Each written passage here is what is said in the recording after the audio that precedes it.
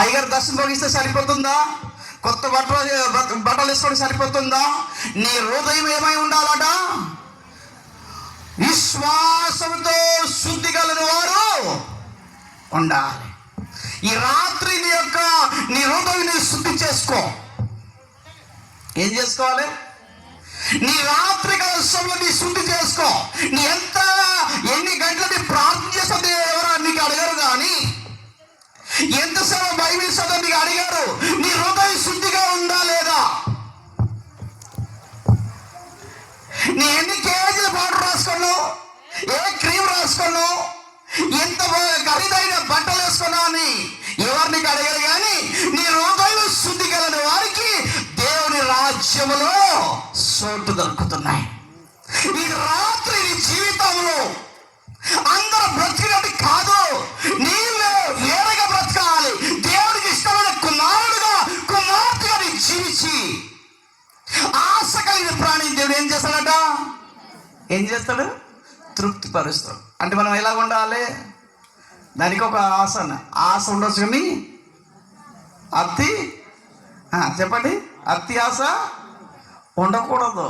కానీ దేవుని ఆశ కలిగి ఉంటే దేవుడు నిన్ను తృప్తిపరుస్తాడు. దేవుని స్తోత్రం, హల్లెలూయా. నా జీవితంలో నా సాక్ష్యం చెప్పాలంటే ఒక బుక్ అవుతాయి. ఇంకా నేను సాక్ష్యం చెప్పాను, కానీ కొన్ని హింట్ మాత్రం. చాలా కష్టంగా నేను సేవ స్టార్ట్ చేసుకున్నాను. చాలా బాధతో నేను స్టార్ట్ చేసుకున్నాను. కుటుంబం, బంధువులు, ఊరు జనులు అందరు నన్ను విడిచిపెట్టారు.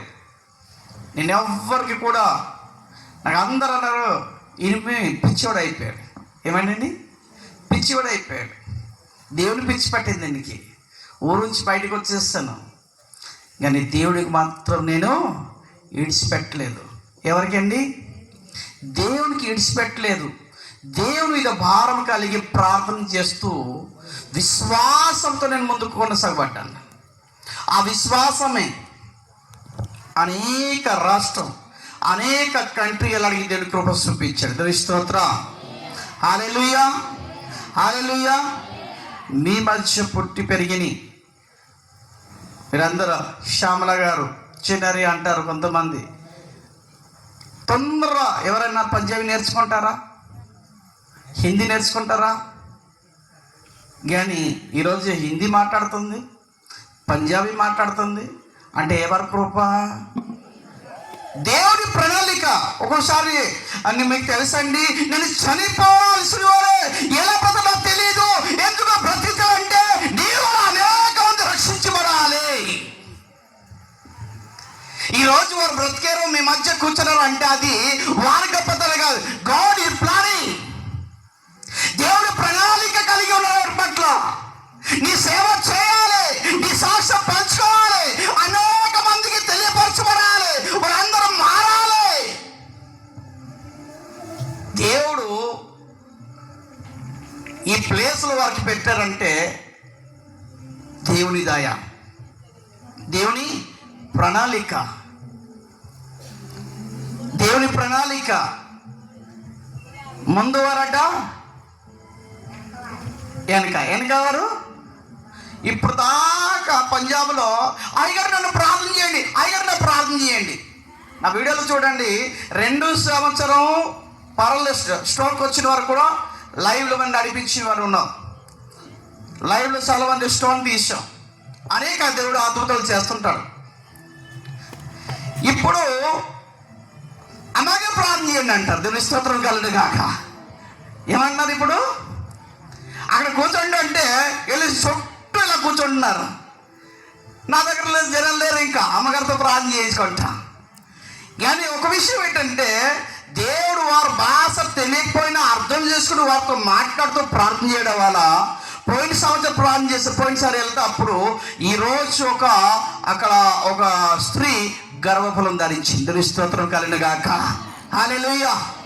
పనికిరాని పాత్రగా దేవుడు, అయ్యో ఊరు జనాలందరూ చనిపోతుందేమో, ఊరంతా జనాలు అయిపోయింది, వారి పని అయిపోయింది, బుల్లమ్మగా ఏడుపు మిగిలిపోతున్నాయేమో. కానీ దేవునికి ఒక ప్రణాళిక ఉన్నాయి.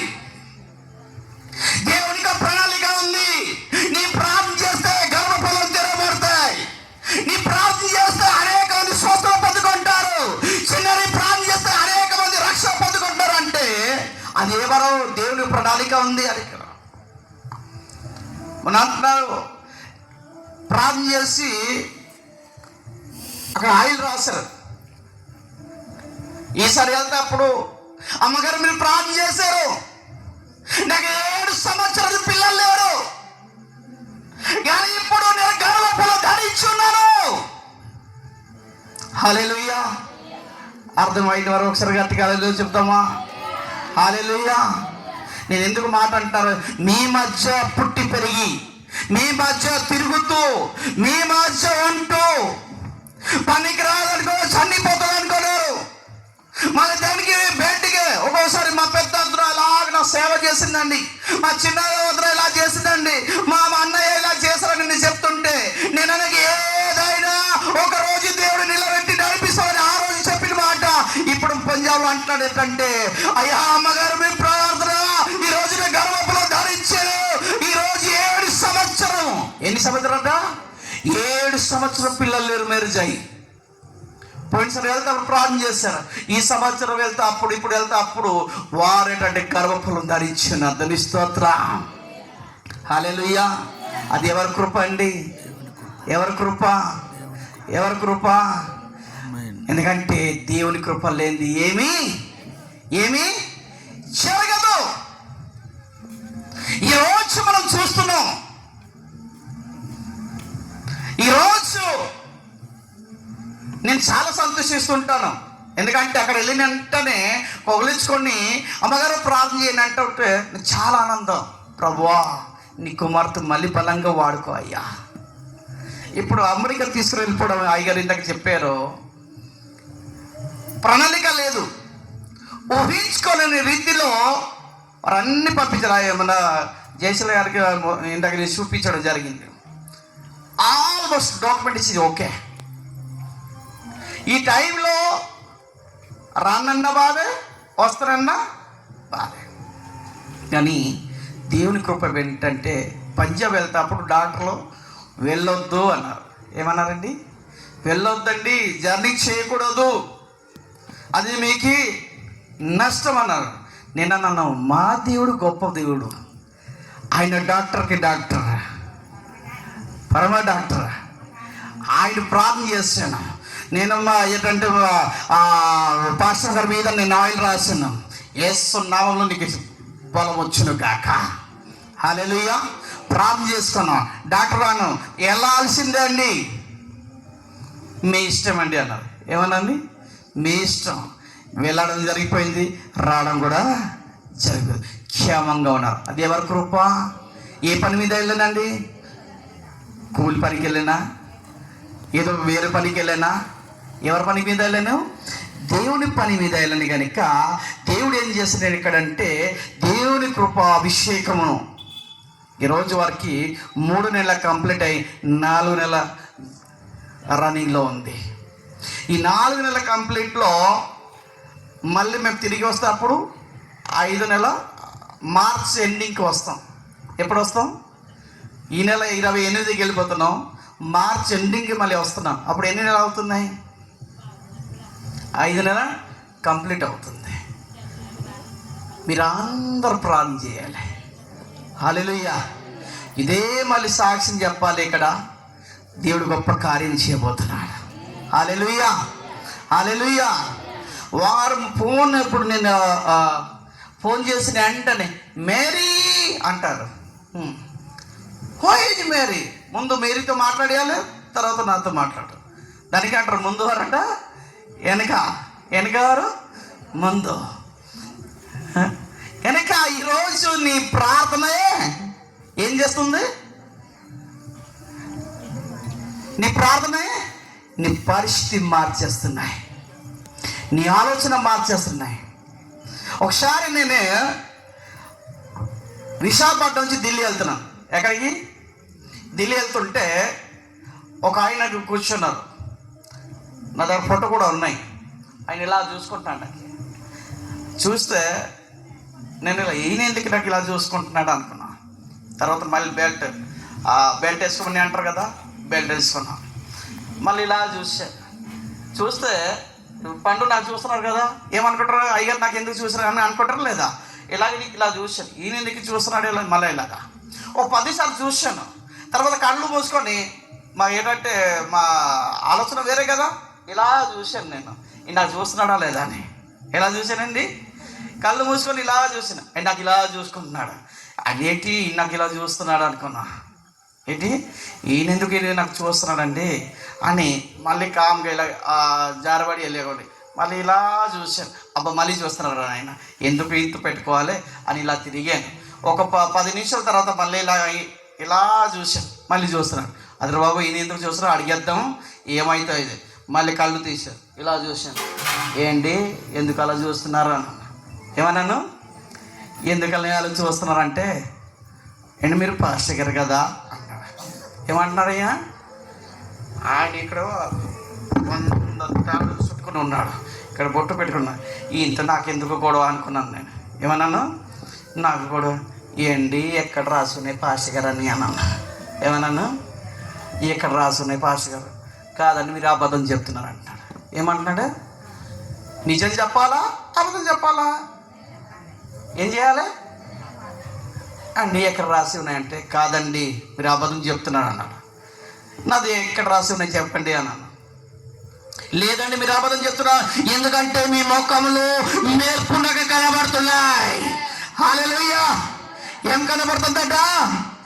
మెరుస్తున్నారండి మీరు. ఏం మెరుస్తున్నారండి? నేను నల్లగుంటే ఏం మెరుస్తున్నారండి అన్నాను నేను. కాదండి మీ ముఖంలో మెరుపు కనబడుతున్నాయి. దేవునికి మహిమ కలుగును గాక. దేవుని అభిషేకం మీ మీద ఉన్నప్పుడు మీరు ఎక్కడ వెళ్ళినా ఈ దేవుని బిడ్డలని వారు గుర్తుపడతారు. ఎప్పుడు తెలుసా? నీకు తెలియకపోవచ్చు కానీ నీలో తెలియని దేవుడి ఆత్మ ఉంటప్పుడు. ఏముంటప్పుడు అండి? దేవుడి ఆత్మ నీలో ఉంటప్పుడు నీ ఎక్కడ వెళ్ళినా మెరుస్తూనే ఉంటావు. ఈ రాత్రికాల సమయంలో నీ మెరుస్తూ ఉండాలంటే దేవుడి వాక్యము, దేవుడి అభిషేకము నీ మీద ఉన్నప్పుడు నీ ఎక్కడ వెళ్ళినా విజయం నీదే. ఏదండి విజయం? ఎలా ఉన్నాయి? వంకర బుద్ధి.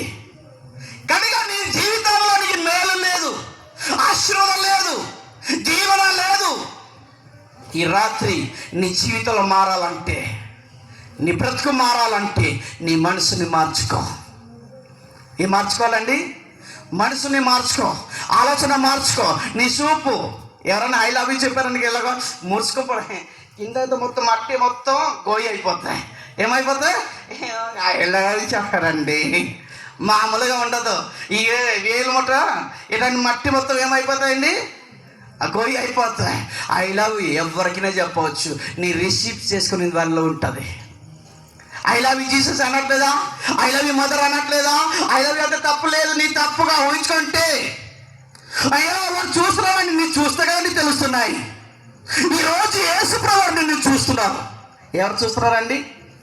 నీ యేసయ్యను చూడు, నీ కుటుంబం మారిపోతాయి, నీ భర్త మారుతాడు, నీ బ్రతుకుని మారుతున్నాయి, నీ జీవితం మారుతున్నాయి, నీ ఆలోచన మారుతున్నాయి, నీ గొప్ప స్థాయిలో ఉంటావు. నా జీవితంలో ఏమీ లేదు, సున్నాలోనే స్టార్ట్ చేసుకున్నాను. మినిస్ట్రీ స్టార్ట్ చేసినప్పుడు నా దగ్గర ముగ్గురు పాస్టర్లు ఉంటారు. ఎంతమంది? ముగ్గురు ఉంటారు.